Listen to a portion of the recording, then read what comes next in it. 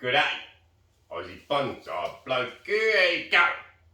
Today guys, we're going to be working on 2 red gums, so double the trouble here, and we're just going to be giving them a bit of a trim on this one and defoliation, and just clean up the structure a bit so you can see the structure, because the red gum in the wild you can actually see all the branches.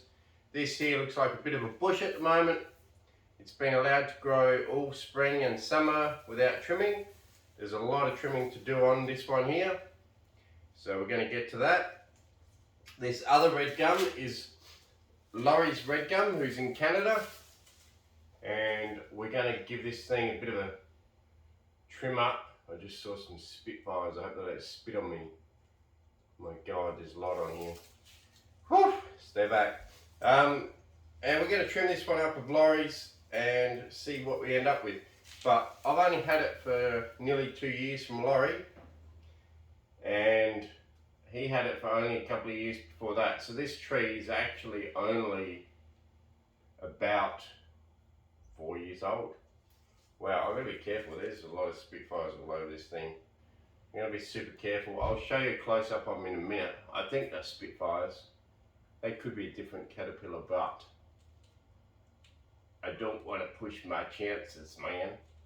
Okay, let's get into it. Let's start trimming. I'll put one to the side for a minute. Maybe I'll put mine to the side and work on Laurie's. And let's deal with those bloody caterpillars. So, just put this one to the side. This one's in a Luke Parsons pot. Put it to the side and work away.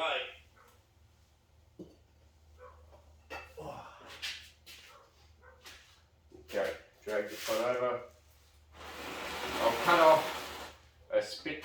Well, let me know what it is, guys. I've never had them on my bonsai before. A little bit scary. Hope they don't spit on me, if that's what they are.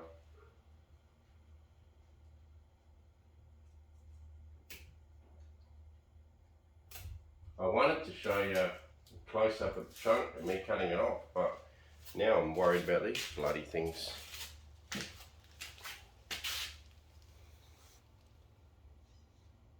Look at them. What do you think? Hang on, let's get some light over here.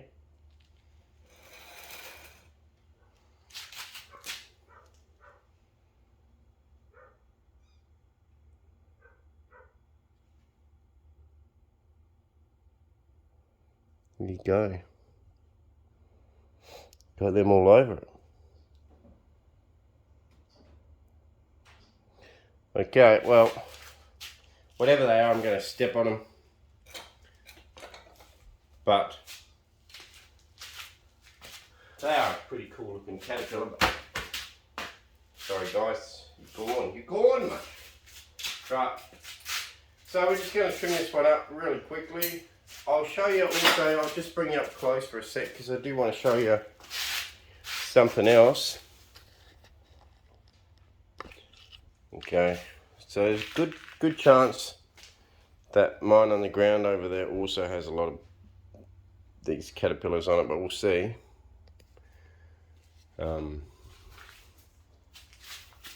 Yeah, I mean they're up there. Another guy.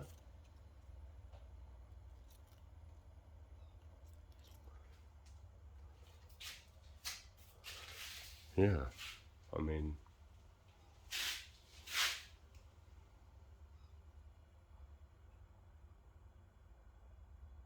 look at him. Pretty caterpillar, but probably not good for the tree. Now, I just wanted to show you this growth here. Keep getting carried away by these bloody things. Stop getting me carried away, guys. I'm trying to bloody do some important bonsai work, and here you are getting me carried away.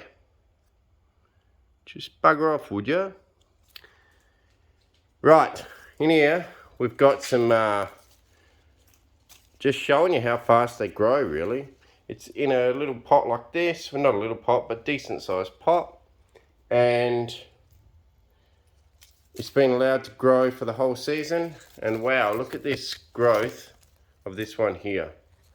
that there is a whole new shoot all the way up there just this season, even almost over my head, almost hits the roof. Probably 3 to 4 foot it's grown. So we'll be getting rid of that one. And this one here is also a really nice strong one. So we're going to cut that one off. But I was just showing you the size of it. Alright, let's get back. I'll try to hurry things along, otherwise it's going to be a long video with a long edit.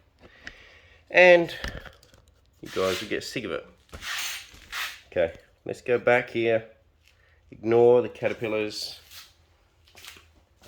Occasionally you might see me jumping around, and I'll go and get my tree. Let's get to it.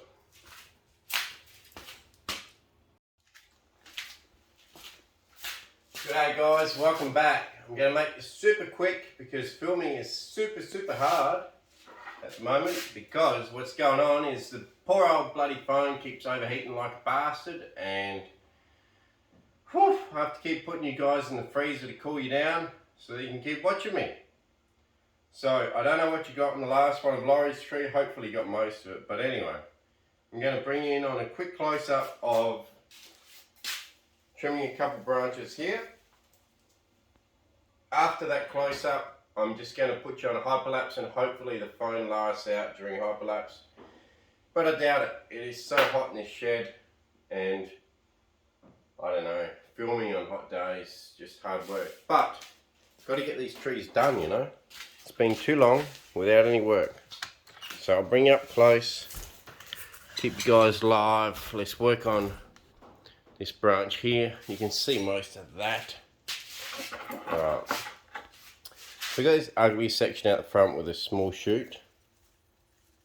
Okay, from here all the way around here. And then all it holds on to is a little shoot at the top. Let's cut that off. This one here, same thing. Big long section from there all the way around here. Has some good division at the end, but let's get rid of it and then let's see what comes of it later. And then basically just chop everything back quite short. Basically I can go from there down. Okay, so chop it all back quite short. I'm going to defoliate this when I'm finished anyway, if there's any leaves left on it, that is. So don't be too worried about cutting it back to a node that doesn't have leaves. Just cut the red gum back to a node. Like I've said in the past, red gums actually do reduce pretty well in their node length and their leaf size as time goes on. Although one viewer did tell me once that my leaves were the size of a friggin' palm frond compared to some other people's out there. But anyway, besides the point, that guy was probably just having a bad day. Besides that point, they do seem to reduce pretty well. They get shorter and shorter internodes.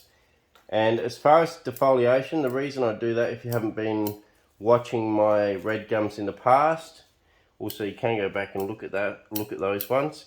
But the reason I defoliate is because I've found out, at least for me, not guaranteeing it for anyone else, but at least for me, the fact that I defoliate it stops a lot of the dieback that you seem to get from gum trees. Okay, so a lot of the dieback doesn't seem to happen. It reinvigorates the tree to shoot out from everywhere. In fact, after a good defoliation, especially after a strong growth like we've got on this tree right now, after a strong defoliation, what you'll get buds popping from bits of wood that haven't had buds on for 3 years. And you'll get buds pop from there and pop from the main trunk down the bottom down here. And yeah, it's super cool. You'll get new branches even down the bottom down here. New branches will come. So I think defoliation for red gum in summer, at least 1 defoliation per year. I have done 2. I don't think 2 really, I gained much from it, but certainly 1 per year. Your main cutback, I believe you should defoliate it. it allows it to keep a lot of extra foliage that it wouldn't have otherwise. Because it balances the tree. What it does is if you've got one strong section, normally it gets rid of the weak section that's not providing enough. Like I said before, if the man's not providing, just kick to the curb. Well, same here. You're not providing, the tree kicks it to the curb and just deletes that branch. Just kills it off and keeps growing where it's getting energy. A bit like a vine in a way. So I find by defoliating it, what it does is redistribute that energy through the whole tree, and even the weak sections will shoot out just as well as the strong sections, which keeps all the branches on the tree. And I think you should do that at least once a year. So yeah, I guess it's a bit like a pine, how you decandle everything, weak and strong, you know, and it sort of balances the tree. So I'll bring you guys back here now, and we're going to do a hyperlapse of me trimming it. Hopefully the phone holds out. I might put you in the freezer for a second before I do the hyperlapse. Cheers guys, and I'll catch you when she's all bloody trimmed up. Cheers.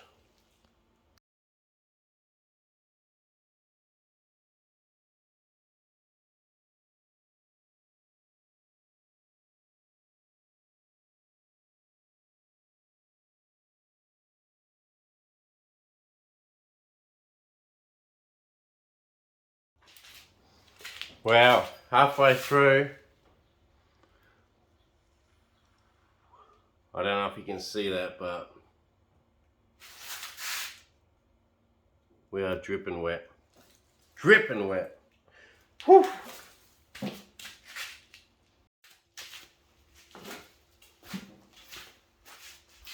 G'day guys, welcome back. Well, once again, phone overheated and I don't know, focus went out. See what happens.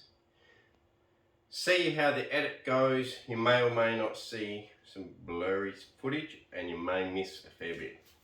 Anyway, hot in here, sweating absolute bullets or balls here, sweaty balls for sure.